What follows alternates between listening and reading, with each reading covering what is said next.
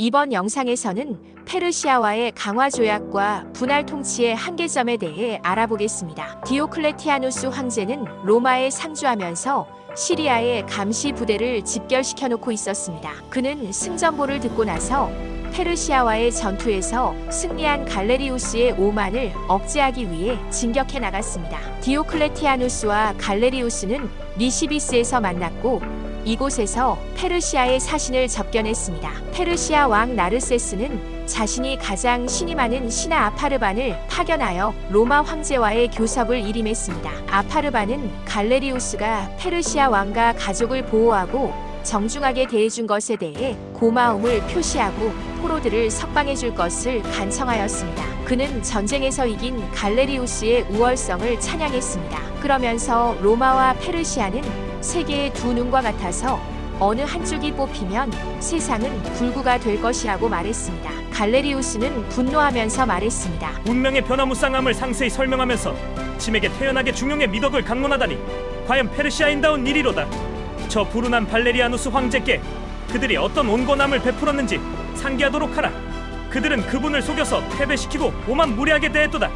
그들은 그분이 생을 마칠 때까지 수치스러운 포로 신세로 억류했다가 돌아가신 후에도 그 시신을 영원히 모욕하지 않았던가.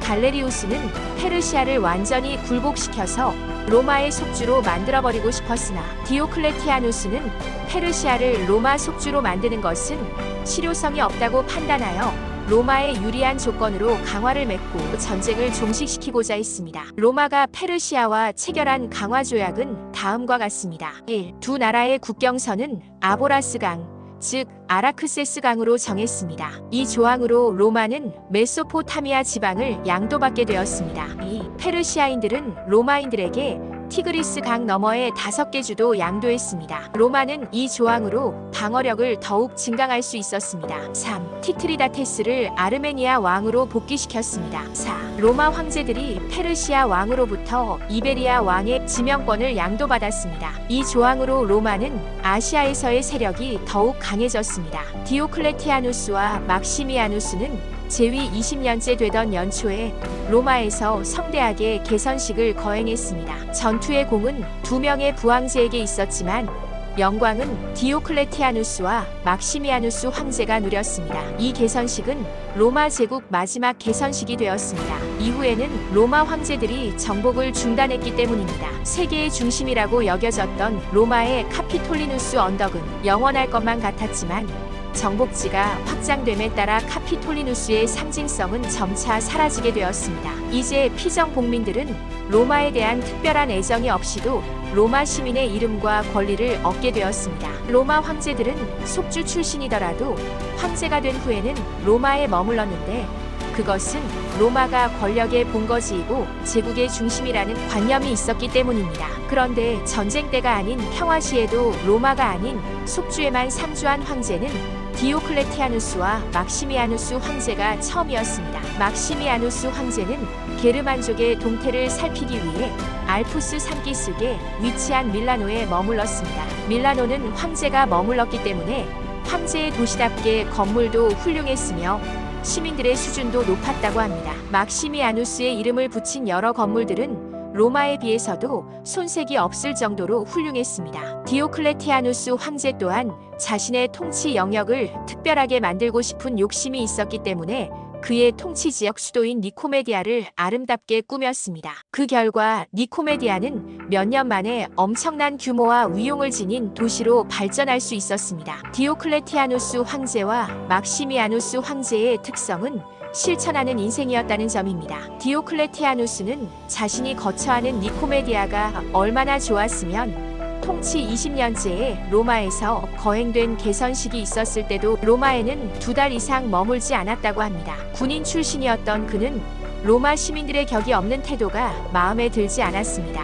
그는 집정관직을 받기로 예정되어 있었는데도 13일이나 먼저 로마를 떠났다고 합니다. 프로부스 황제 이후로 원로원의 중요성은 사라지고 관념적인 존재로만 남아있었습니다. 디오클레티아누스 황제는 원로원에 남아있는 권력과 중요성마저도 박탈하기로 결심했습니다. 디오클레티아누스는 자신의 손에는 피를 묻힐 필요가 없었습니다. 행동 대장격인 막시미아누스가 있었기 때문입니다. 막시미아누스는 원로원의 가장 유력한 의원들을 자신이 조작한 가공의 음모에 연루되었다는 혐의로 고발했던 것입니다. 고발당한 원로원 의원들은 멋진 별장과 기름진 경작지를 가지고 있다는 사실만으로도 유죄의 증거로 판단되었습니다. 이제 원로원은 그야말로 무늬만 남은 허수아비와도 같은 존재가 되었던 것입니다. 황제들은 행정권과 입법권을 행사할 때조차도 원로원을 배제하고 자신의 장관들과 의논했습니다. 로마에 머물렀던 황제들과 달리 속주에 머물게 된 황제들은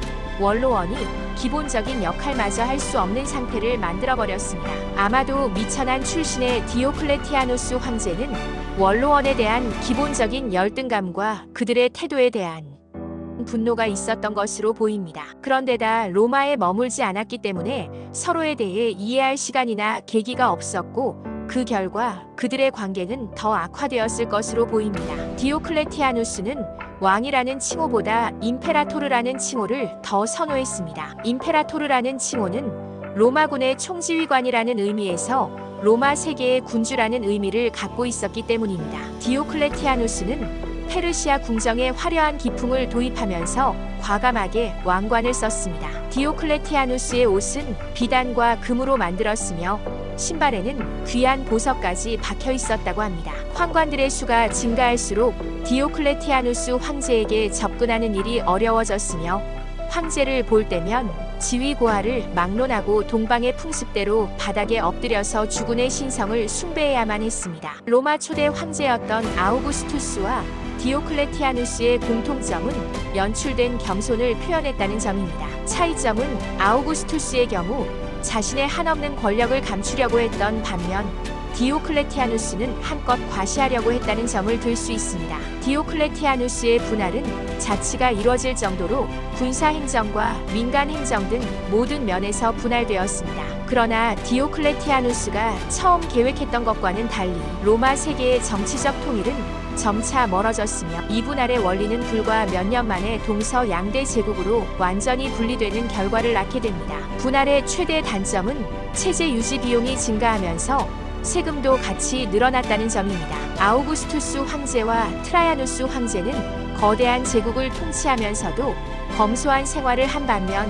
분할된 제국들은 경쟁하듯이 저마다 화려한 궁정과 건물을 짓기 위해 많은 비용을 써야 했습니다. 게다가 받는 사람이 바치는 사람보다 많다고 할 정도로 많은 정부 관료들이 있어서 국민들은 여러 가지 이유로 고통스러운 조세의 부담을 안고 있었습니다. 디오클레티아누스는 분할 통치라는 정치 체제를 만든 것에 관해 비난을 받기도 했지만 그의 통치에는 나름의 절제가 있었다고 합니다. 황제의 국고에는 여전히 상여금을 주거나 국가의 비상사태에 대비하여 사용하게 될 충분한 재원이 남아 있었다고 합니다.